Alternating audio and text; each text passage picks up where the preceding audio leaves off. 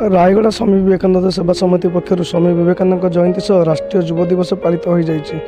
रायगड़ा गायत्री नगर स्थित गायत्री मंदिर सभागृह समितिर सभापति श्री जगेश्वर दास सभापतित्व में आयोजित कार्यक्रम मुख्य अतिथि भाव श्री जगीश्री चैतन्य रामजी, मुख्य वक्ता भाव ओडिशा कर्मजीवी सांबादिक संघर राज्य सभापति तथा राष्ट्रीय स्वयंसेवक संघ सक्षमर प्रांत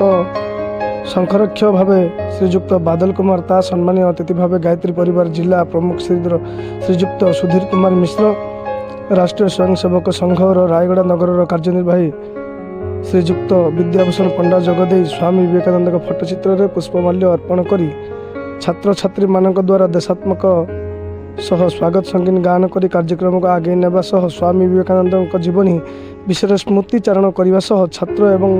युवक मानक स्वामी विवेकानंद जी आदर्श को ग्रहण कर निज जीवन को आग किपर नेबा ताहापाई मार्गदर्शन कराई। समितिर संपादक श्री कृष्णकांत जेना समितिर कार्यशैली कार्यक्रम उपस्थापन करते। समितिर कोषाध्यक्ष श्री गणेश कुमार साहू उपस्थित छात्र छात्री मान्यगण्य व्यक्ति मानक धन्यवाद अर्पण करते। उक्त कार्यक्रम को दुर्गा माधव घोष, रामकृष्ण पाणीग्राही, प्रदीप साहू, आनंद राउल, अश्विनी नायक, नेहा सिंह परिचालन करते। उक्त कार्यक्रम में मंजुला मिनियाका, रायगड़ा गायत्री नगर सरस्वती शिशु विद्या मंदिर छात्र छात्री एवं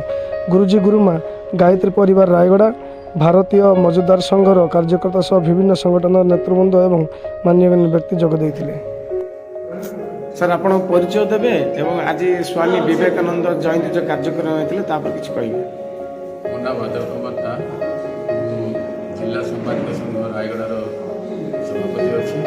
एवं सक्षम बोले एक अनुष्ठान अच्छी जेकि आम सहित काम करते तार राज्य संरक्षक अच्छे। आज जो विवेकानंद सेवा समिति तरफ विवेकानंद जयंती पालन करागला गायत्री परिवार तार परिसर में विशेष भाव में जो आलोचना गुड़िक है विवेकानंद जो କାର୍ଯ୍ୟଗୁଡ଼ିକ କରିଯାଇଛନ୍ତି ଭାରତରେ ଏବଂ ଭାରତ ବାହାରେ ତାର ବିଷୟରେ ଆଲୋଚନା ହେଲା ଏବଂ ତାଙ୍କର ଯେଉଁ ସେ ଯେଭଳି ଭାବରେ ପରିବ୍ରାଜକ ଥିଲେ, ସେ ଯେଭଳି ଭାବରେ ସାଧୁ ଥିଲେ, ସନ୍ଥ ଥିଲେ ଏବଂ କେବଳ ସେ ଧର୍ମ କଥା କହୁନଥିଲେ, ଧର୍ମ ସହିତ ବି କିଭଳି ବିଜ୍ଞାନକୁ ଯୋଡ଼ିକି ସେ ଆଗକୁ ନେଇଥିଲେ ସେ ବିଷୟରେ ଆଲୋଚନା ହେଲା। ଏବଂ ଆଉ ଗୋଟେ ଆଲୋଚନା ହେଲା ଯେ 2000 ତାଙ୍କର ଯେଉଁ ସମାଧି ସ୍ଥଳ ଅଛି, ବେଲୁର ମଠ ଅଛି, ସେଠି କିଭଳି ଭାବରେ ଆମର ଯେ ଏବେ ଅଛନ୍ତି ପ୍ରଧାନମନ୍ତ୍ରୀ ଶ୍ରୀଯୁକ୍ତ ମୋଦି 2013 ମସିହାରେ ଯାଇଥିଲେ, ତାଙ୍କର ଆଶୀର୍ବାଦ ଲାଭ କରିଥିଲେ ଏବଂ ଆଜି ଫଳାଫଳ ଦେଖୁଛୁ ଯେ ତାଙ୍କର ଆଶୀର୍ବାଦ ଫଳାଫଳ ସେ ଯେଭଳି ଭାବରେ ମହିମାମୟ ହୋଇଛନ୍ତି ଏବଂ ଭାରତକୁ ଗୌରବମୟ କରୁଛନ୍ତି, ବିକଶିତ ଭାରତର ସ୍ୱପ୍ନ ଦେଖୁଛନ୍ତି। ମୁଁ ଭାବୁଛି ସେଥିରେ ନିଶ୍ଚିତ ଭାବରେ ଆଶୀର୍ବାଦ ଅଛି ବିବେକାନନ୍ଦଙ୍କର। ଏବଂ ତାଙ୍କର ଯେଉଁ 18 ବର୍ଷରେ ସେ ତାଙ୍କର ମଙ୍କ୍ ହେଲେ, ଯେଉଁ ସାଧୁ ହେଲେ ଏବଂ 39 ବର୍ଷରେ ଦେହତ୍ୟାଗ କଲେ, ଏଇ ଯେଉଁ ଯୁବକ ସମୟର ଯେଉଁ ତାଙ୍କର ଯେଉଁ କାର୍ଯ୍ୟକ୍ରମ ଥିଲା ଭାରତର ଏବଂ ଭାରତ ବାହାରେ, ସେଇଟା ମୁଁ ଭାବୁଛି ଯେ ସେଇଥିପାଇଁ ଯଥାର୍ଥ ଭାବରେ ଆଜି ଯେଉଁ ବିଶ୍ୱ ଆଜି ଯେଉଁ ରାଷ୍ଟ୍ରୀୟ ଯୁବା ଦିବସ ହେଇଛି, ତାଙ୍କରି ଯେଉଁ ଯୁବକ ସମୟରେ ସେ ତାଙ୍କର ଯେଉଁ ଉତ୍ସର୍ଗୀକୃତ କରିଛନ୍ତି ତାଙ୍କର ଜୀବନକୁ, ସେଥିପାଇଁ ଯଥାର୍ଥ ଭାବରେ ଭାରତ ତାର ରାଷ୍ଟ୍ରୀୟ ଯୁବା ଦିବସ ପାଳନ କରୁଛି ଆଉ ସେଥିପାଇଁ ଆମେ ସମସ୍ତେ ଉତ୍ସାହିତ ଅଛୁ। ମୁଁ ରାୟଗଡ଼ା ସ୍ୱାମୀ ବିବେକାନନ୍ଦ ସେବା ସମିତିର ସଭାପତି ଦାୟିତ୍ୱରେ ଅଛି। मुख्यतः स्वामी विवेकानंद सेवा समिति गत 18 वर्ष धरी जिले में कार्य कर आसुची। आज राष्ट्रीय युव दिवस उपलक्षे स्वामी विवेकानंद जयंती गायत्री नगर गायत्री परिवार मंदिर उपर आम आज कार्यक्रम कराइला। मुख्यतः स्वामी विवेकानंद विचार ग्रामांचल एवं छात्र छात्री मान पाखे कि पहुँच पार दृष्टि दे सेवा समिति अनुष्ठित होता। स्वामी विवेकानंद जयंती सह स्वामी विवेकानंद विचार सह आम महापुरुष मानकर विचार को छात्र छात्री मान पाखे पहुँचवा, ग्रामांचल पहुँचवा, ये आमर मुख्य उद्देश्य अच्छे। और यार द्वारा स्वामी विवेकानंद सेवा समिति द्वारा छात्र छात्री मानू एवं ग्रामांचल पॉलिथिन मुक्त करवा, वृक्षरोपण कार्यक्रम करवा, ये कार्यक्रम विगत 18 वर्ष धरी आम कार्यक्रम कर आज ये कार्यक्रम विभिन्न अनुष्ठान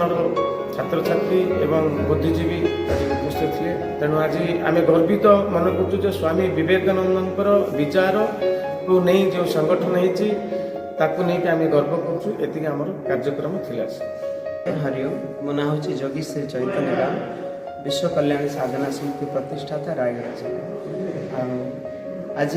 समग्र भारतवर्ष रे प्रत्येक युवांकर चेतना रे सुंदर विवेक जागृत करने सह राष्ट्र हित समाजर कल्याण एवं विश्वर श्रेय दिगरे जे निज जीवन को सुंदर भावरे आध्यात्मिक शोभारे आध्यात्मिक तेजरे आध्यात्मिक प्रज्ञारे जे विश्व दरबार रे परिप्रकाश करी सनातन संस्कृतिर धर्म ध्वजा को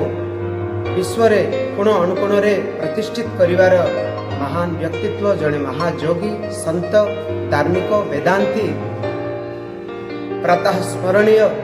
पूज्य स्वामी विवेकानंदंकर जन्म जयंती एवं राष्ट्र युवा दिवस उपलक्षे आज समग्र विश्वव्यापी युवा को विश्वव्यापी जनता को स्वामी विवेकानंदंकर दिव्य संदेश को परिप्रकाश करिवार दिव्य अवसर रे आज आमर रायगढ़ जिले रे स्वामी विवेकानंद